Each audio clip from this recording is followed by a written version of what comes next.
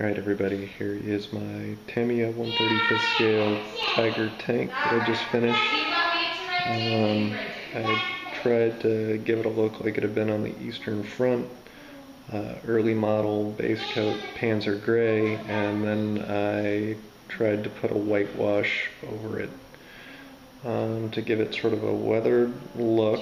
I tried the hairspray method where after the base coat of gray was sprayed on, I hosed down the kit with hairspray, let it dry, and then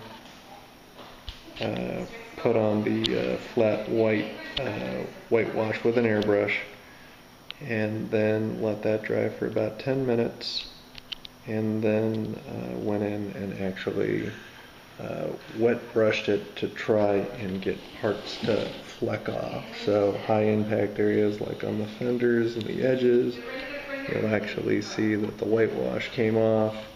In some areas it worked out a little better than in other areas.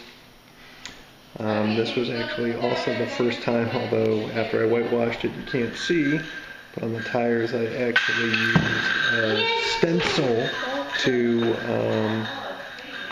paint the rims black, and they came out looking really nice, but as soon as I put the whitewash over it, you can't really tell what I've done.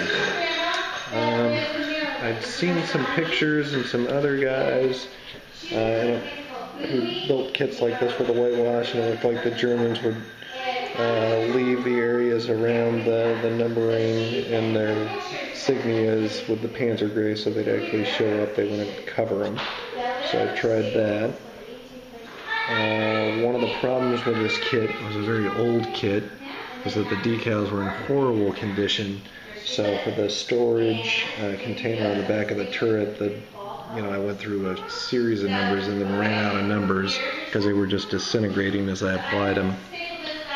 Up here by the exhaust, I tried a little rusting in the background, no pigmentation, just color. And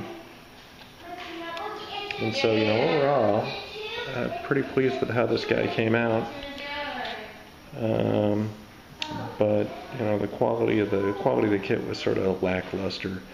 This was the Tamiya 1/35 scale Tiger that actually had a motor in it that you could install, and so I don't know, just the details on the kit weren't that stellar. I mean, on the smoke canister ejectors here, they aren't drilled.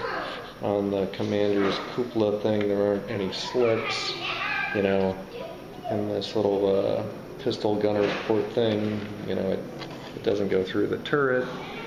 The hatch for loading, unloading shells, that's just molded into the kit. So overall,